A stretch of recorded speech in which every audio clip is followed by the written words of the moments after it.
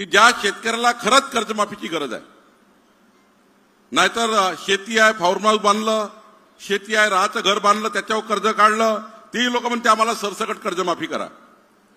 सरसकट कर्जमाफीनी धनदांडग्या शेतकऱ्या धनदांडग्या लोकांचा लाभ होतो. पण घरोघरी जाऊन सर्वे करून जर आपण कर्जमाफी केली तर ज्याला गरज आहे त्याचीच कर्जमाफी होतं.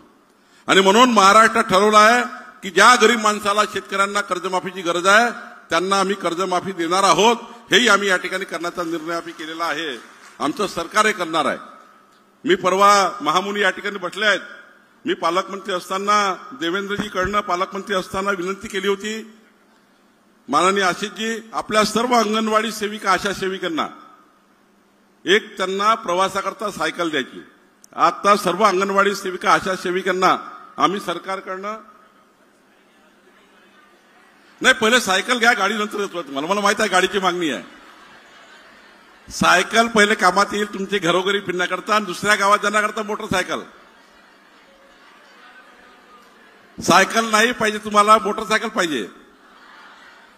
पण ते मोटरसायकल घ्यायला थोडा वेळ लागेल, 1-1.5 वर्ष. तोपर्यंत सायकल चालवा, मग मोटरसायकल मागा. देणार आहे मोटरसायकल, देणार आहे मी. पण ते आम्ही पाहतो आहे तुम्हाला पेट्रोलचा खर्च येणार नाही. म्हणजे सांगा तात्पर्य काय, तुम्ही नाही घेणार तर आम्ही विद्यार्थ्याला देऊन टाकू, तो इश्यू नाहीये. विद्यार्थी आमच्याकडे आहे, शाळेतले विद्यार्थी. नाही घेणार तर शाळेच्या विद्यार्थी. किती सायकली आणल्या आपण आता? 6,500 सायकली आणल्या तुमच्याकरता आणि अंगणवाडी सेविकेकरता. तर मला माहित आहे तुम्हाला 4 गावात जावं लागतं, 2 गावात जावं लागतं, 3 गावात जावं लागतं. सायकलनं होणार नाही, मोटरसायकल पाहिजे. पण आता ती सायकल जी आम्ही विचार करतोय मोटरसायकल, ती बॅटरी चार्जिंगवाली. म्हणजे ती जर आली तुम्हाला पेट्रोलची झंझट नाही. लावला प्लग का चालले, लावला प्लग का चालले. तर ही बरोबर अशीच पाहिजे ना. तर त्याचा विचार चालू आहे. फक्त त्याच्याकरता जी किंमत आहे ती किंमत आज 70-80 हजारात चालली आहे. तिला आम्ही आमचं चालू आहे बोलणं. 40,000-30,000 भेटून गेली आम्हाला. तर मग आमच्या आशा सेविका आणि अंगणवाडी सेविकाचा विचार करू. पण आशा सेविका ज्या आहेत आरोग्याच्या, त्यांना त्या ठिकाणी काम करावं लागतं. म्हणून मला थोडा वेळ द्या, थोडा वेळ लागेल. आता ज्याला नाही घ्यायची असेल त्यांनी त्यांच्या नावानं आली आहे, त्यांनी नका घेऊ. तुमच्या गावातल्या एखाद्या मुलाला देऊन टाका, मुलीला देऊन टाका शाळा. गरीब माणसाची जी मुलगी गरीब आहे, जिच्या घरी दुसऱ्या शाळेत जाते, 3 किलोमीटर शाळा आहे, 2 किलोमीटर शाळा, अशा मुलींना देऊन टाका. अंगणवाडी सेविकाला जर घ्यायची नाही, अशा सेविकाला घ्यायची नाही, तर आपण गरीब मुलीला देऊन टाकू. ज्या मुली शिक्षणाकरता दूर जातात पण त्यांच्याकडे सायकल नाही, अशाला देऊन टाकू. बरोबर आहे ना? मान्यता आहे का तुमची? तुम्ही 1 वर्ष वाट पाहता का मग? कारण आम्हाला 1 वर्ष लागेल. कारण त्या आता इलेक्ट्रिकवाल्या गुंडाला कमी किमतीमध्ये येतील काही दिवसांनी, त्या करतो आम्ही. खरं तर मी जास्त वेळ घेणार नाही, पण एकच सांगतोय की सावनेर विधानसभेच्या विकासाकरता आता बघा, सावनेरमध्ये आम्ही काल, मी परवाच्या दिवशी 15 ऑगस्टला गेलो होतो. सावनेरमध्ये आम्ही आता असं जाळं तयार केलं आहे सीसीटीव्हीचं, मार्बल बेस.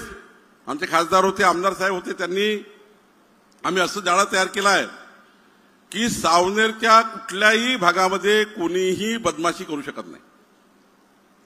घर नगर चौक चौकमध्ये आम्ही असं सीसीटीव्ही सर्व्हिलन्स केला आहे, कोणी बदमाश सावनेरची बदमाशी करू शकत नाही.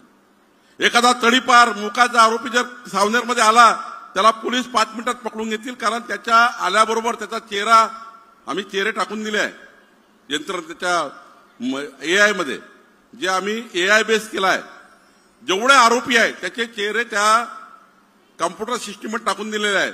एखादा आरोपी जर त्या सावनेरमध्ये आला तर पोलिसाची टिक टिक त्या ठिकाणी घंटी वाजल आणि त्या आरोपीला पकडला जाईल. महिलांची सुरक्षा करण्याकरता म्हणजे आज आपण सावनेर शहर असं केलं आहे.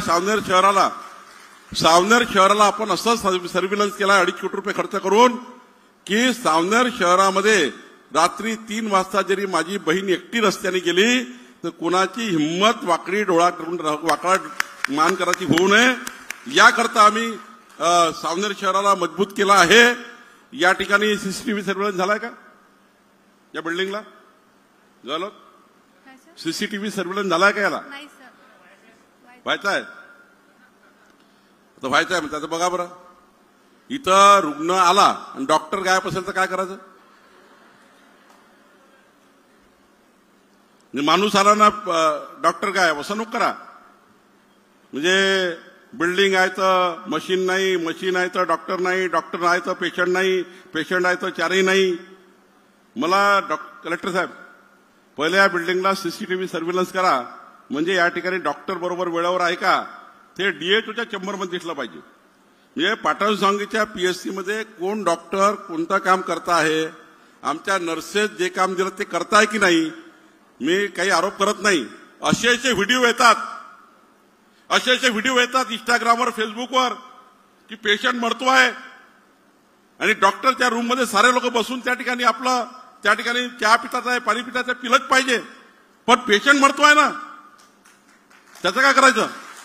म्हणजे सरकारनी सारा व्यवस्था करायच्या, एवढं मोठं ग्रामीण रुग्णालय तयार करायचं, एवढ्या फॅसिलिटी द्यायच्या, माननीय प्रधानमंत्री मोदीजींनी 5 लाख रुपये प्रत्येक आरोग्याला द्यायचे, एवढी मोठी व्यवस्था उभी करायची आणि मग त्यानंतर व्यवस्था उभी झाल्यावर जर तो डॉक्टरच्या निष्काळजीपणामुळे, डॉक्टरच्या निष्काळजीपणामुळे, नर्सच्या निष्काळजीपणामुळे एखादा पेशंट जर गेला त्याचा जबाबदार कोण आहे? कुणाची जबाबदारी आहे? व्यवस्था उभ्या झाल्या, पेशंट मरतोय. माझी विनंती आपल्या सर्व डॉक्टर आणि टीमला आहे, आम्ही सर्व फॅसिलिटी करून देऊ, सीसीटीव्ही सर्व्हिलन्स करू, अजून जे मागितलं गेलो ते सारा देऊ, पण पेशंट जर मेला डॉक्टरच्या चुकीने आणि कोणत्या नर्सच्या चुकीने, आम्ही तुम्हाला कोणाला सोडणार नाही.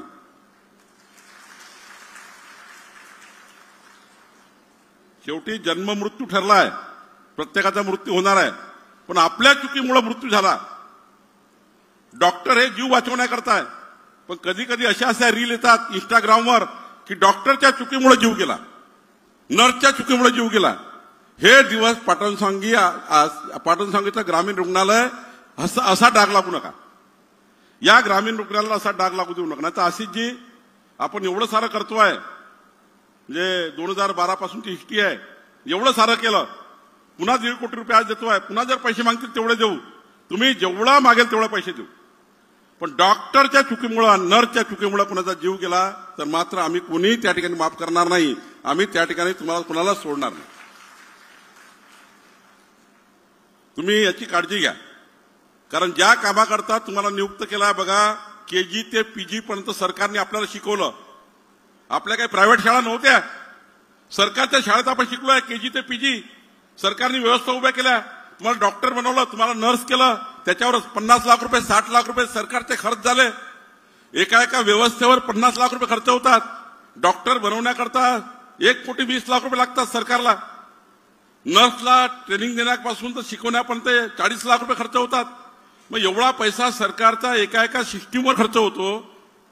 मग केजी ते पीजी पासून शिकवणे, तुम्हाला त्या ठिकाणी डॉक्टर म्हणून नियुक्त करणे, तुम्हाला नाम देणे, तुम्हाला पदनाम देणे, तुमची पाठी लागणे, हे सर्व सरकारने करून दिलं. त्यानंतरही रुग्ण मेला आपल्या चुकीमुळं. हे मात्र या ठिकाणी सहन करणार नाही. मी जिल्ह्याच्या सर्व आरोग्य यंत्रणेला सांगतोय, या जिल्ह्यामध्ये कुणीही रुग्ण मरू देऊ नका. शेवटी ज्याचा जीव जायचा असेल, त्याचं आरोग्य खराब झालं असेल, त्याच्या नशिबात आई महालक्ष्मी जगदंबेचा ज्याविषयी त्याला न्यायचं असेल ते नेईन, पण डॉक्टरच्या चुकीमुळे मात्र जीव जाऊ देऊ नका.